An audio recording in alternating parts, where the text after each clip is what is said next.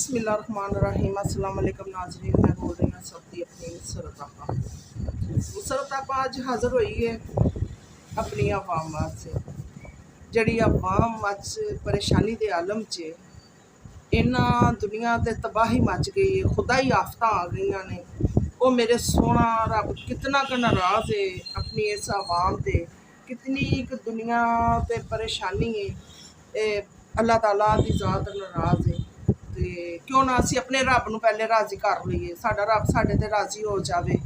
तो जिन्नी मेरी गल है अज सलाबत गान दे उत्ते वे, जिन्ने लोग अज परेशानी दे आलम च मेरी हथ जोड़ के दरखास्त कर सकनी हाँ कि मेरी दरखास्त है कि नाली दा सलाबत गान नाल दी मदद करो। सारे मिल जुल के उन्होंने मदद करो। मदद करन दा टाइम है, सारी आवाम मिल जुल के आवाम भी मदद करे, मौजूदा हुकूमत भी मदद करे। उन्होंने इतनी क मदद की ज़रूरत है, इन्नी क हैल्प की ज़रूरत है। इस टाइम इतने क लोग परेशान ने। मैं दस नहीं तुहानू कि नाले दा मैनू सिंध तो काला आ रही ने, सिंध तो मैसेज आ रहे हैं कि साडा भी कुछ करो, मसरत आपा कुछ करो, साडी हैल्प करो, खुदा दा वास्ता है। एक होर पता नहीं किहड़े गाँव दे विचों मैनू फोन आया वे कि मसरत आपा ज़ाहिर है किसी ने मेरी वीडियो देखी है तो रिक्वेस्ट करते हैं मेरे अगे कि मसरत आपा की नाल दा साडी हैल्प करो, साडी मदद करो।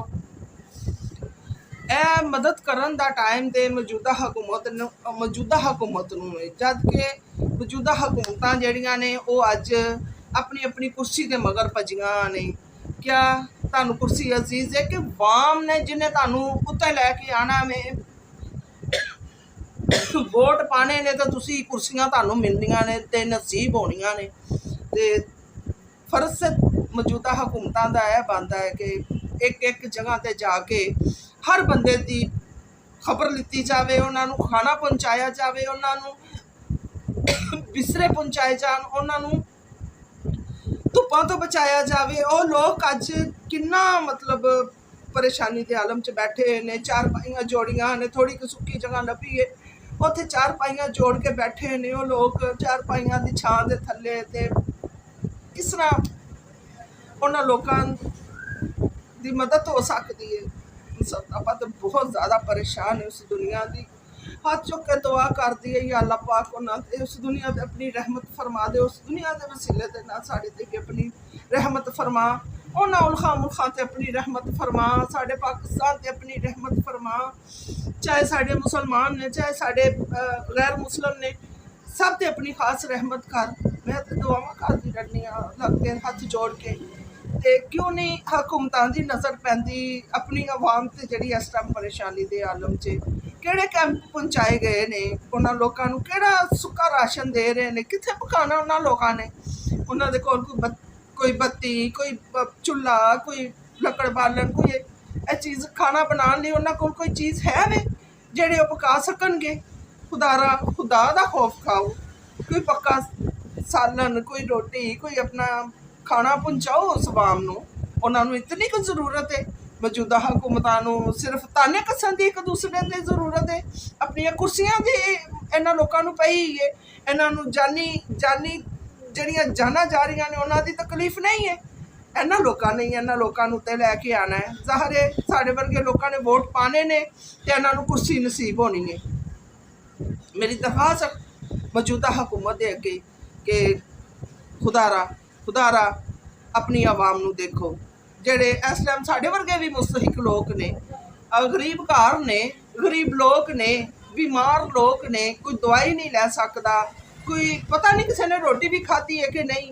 वो लोग तो बेचारे इस टाइम मुसीबत विच घिरे ने, सलाब विच घिरे ने। जेड़े साढ़े वर्गे लोग ने मेरे नाल वो फैमिलियां जुड़ियां ने, वो फैमिलियां नूं भी वेख लवो, उन्हां गरीबां नूं वेख लवो। वो बेचारे उत्थे अज जितनी गर्मी पै रही है ना दिन के टाइम, उत्थे वो लोग की नाली दा तड़फ रहे ने, भुज रहे ने, बीमारियां लग रही ने, स्किन दियां प्रॉब्लम हो रही ने।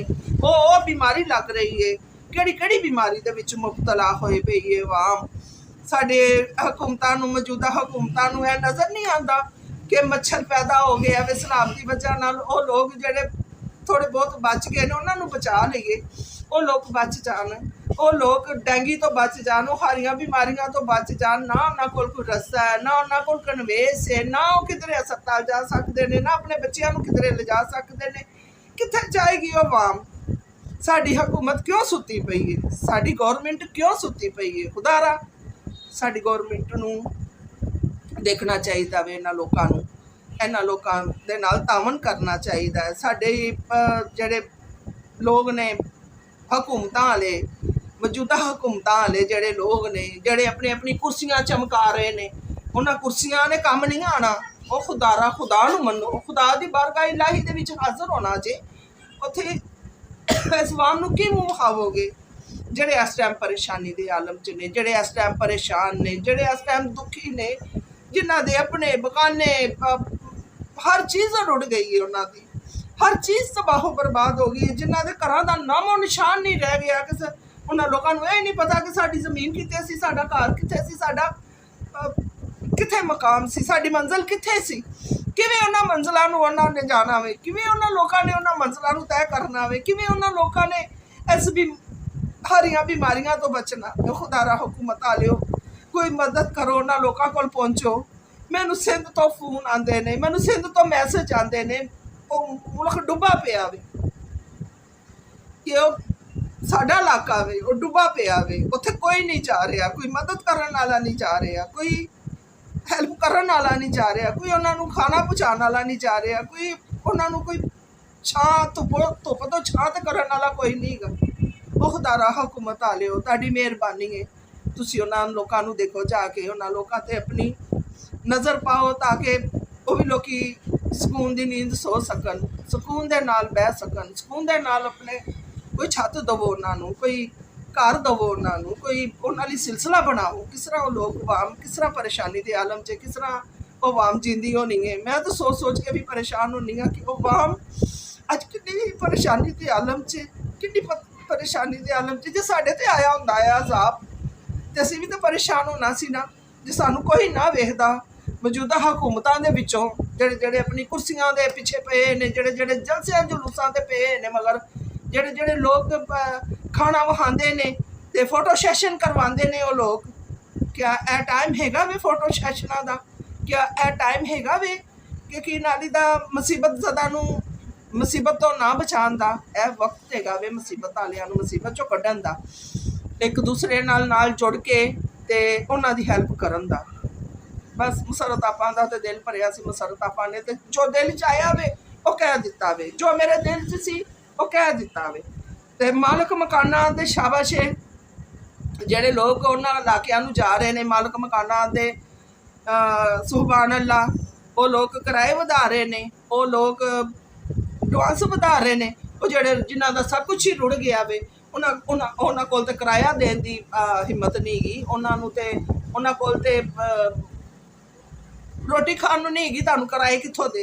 ਇਸ ਟਾਈਮ ਚਾਹੀਦਾ ਵੇ ਉਹਨਾਂ ਲੋਕਾਂ ਨੂੰ, ਮਾਲਕ ਮਕਾਨਾਂ ਨੂੰ, ਜਿਨ੍ਹਾਂ ਲੋਕਾਂ ਨੂੰ ਅੱਲਾਹ ਪਾਕ ਨੇ ਨਵਾਜ਼ਿਆ। ਜੇ ਅੱਲਾਹ ਪਾਕ ਦੀ ਅਜ਼ਾਬ ਤੁਹਾਡੇ 'ਤੇ ਵੀ ਆ ਜੇ, ਤੁਹਾਡਾ ਵੀ ਰੁੜ ਕੇ ਚਲਾ ਜਾਵੇ, ਤੇ ਫਿਰ ਕੀ ਕਰੋਗੇ? ਗਰੀਬਾਂ ਨੂੰ ਇਸ ਟਾਈਮ ਸਿਰ ਦੁਕਾਨ ਦੀ ਛੱਤ ਦੇਵੋ, ਗਰੀਬਾਂ 'ਤੇ ਆਪਣੀ ਕੋਈ ਸ਼ਫਕਤ ਦਾ ਹੱਥ ਰੱਖੋ। ਮੁਸਰਤ ਆਪਾਂ ਲੈਂਦੀ ਇਜਾਜ਼ਤ। ਓਕੇ, ਅੱਲਾ ਹਾਫਿਜ਼।